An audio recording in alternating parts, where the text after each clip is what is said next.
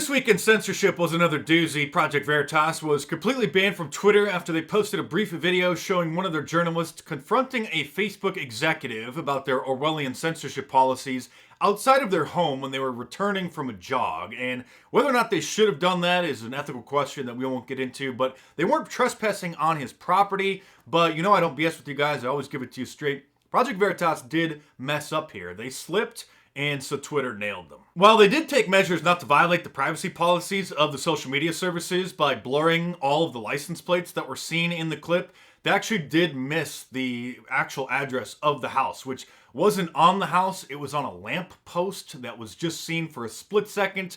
Technically a violation of the anti-doxing policies, the privacy policies.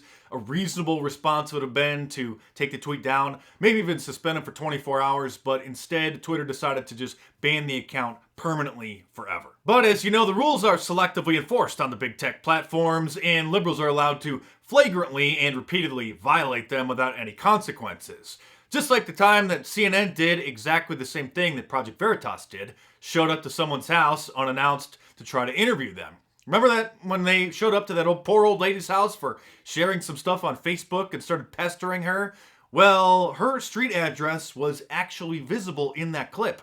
That clip is still on Twitter from CNN's official Twitter account. That clip is also still on CNN's official YouTube channel. And YouTube, of course, took the video down from Project Veritas' channel, gave them a strike. So again, we have another case of CNN literally doing exactly the same thing that Project Veritas did 3 years ago now. 3 years this clip has been up. And now it's resurfaced. Everyone's been sharing it, pointing out the hypocrisy. Nothing's going to happen. CNN will never get a strike on YouTube or Twitter.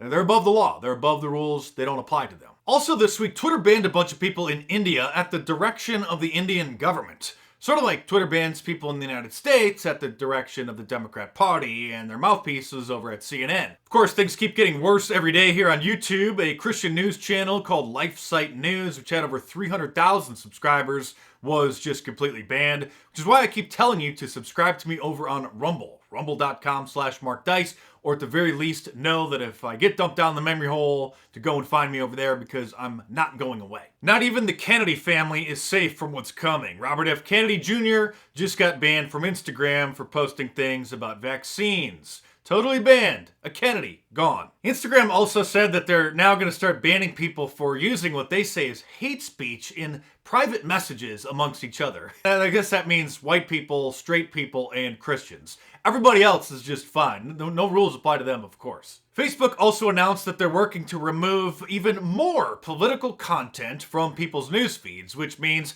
posts from your friends, family, or social media personalities like me about certain issues that they don't want people to know about. Of course, they'll still be boosting mainstream sources because the algorithms and the AI is a way to socially engineer the public. Which is why you should join and follow me on MeWe, the free speech Facebook alternative that doesn't have annoying fact checks, that doesn't manipulate the news feed through algorithms, that doesn't sell your information to third parties and who knows who. So MeWe is the Facebook alternative that we all need to use.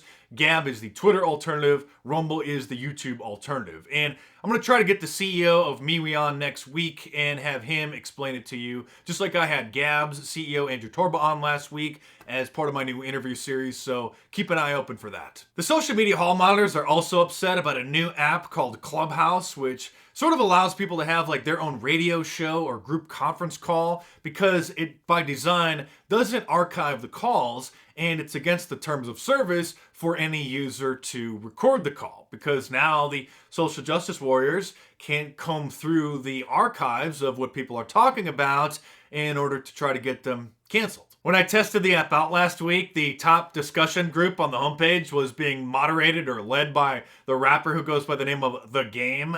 And it was, I'm not joking, it was literally about how they hope to get black people to colonize Mars so that there's a fair representation of black people if or when Elon Musk colonizes Mars. I really wanted to record the conversation and play clips for you guys, but I live in a two-party consent state, so I can't do that. That'd be a big legal problem.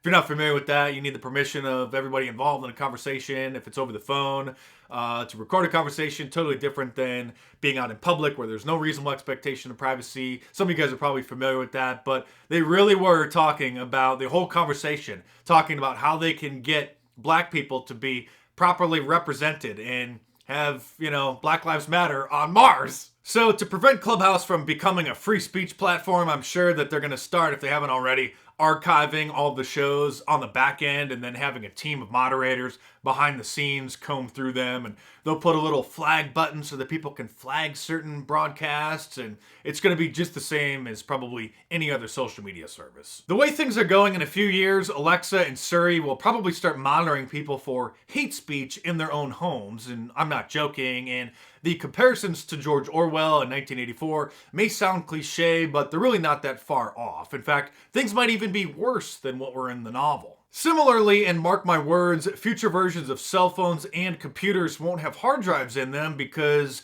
they'll make you save everything remotely on the cloud on your virtual drive, because that way they can remotely delete files that they don't want you to be in possession of. Remember that documentary last year that went viral before getting banned from all the major social media platforms called Plandemic? Well, you can't even store or share it in your Google Dropbox because they scan all the files that are stored in there, and anybody who put that file in there after they downloaded it from YouTube before it was banned had it remotely deleted from their Dropbox as well. There is some good news this week, however. Mark Cuban was made a complete fool of by the NBA after he quietly banned his team, the Dallas Mavericks, from playing the national anthem before the games because it was too divisive.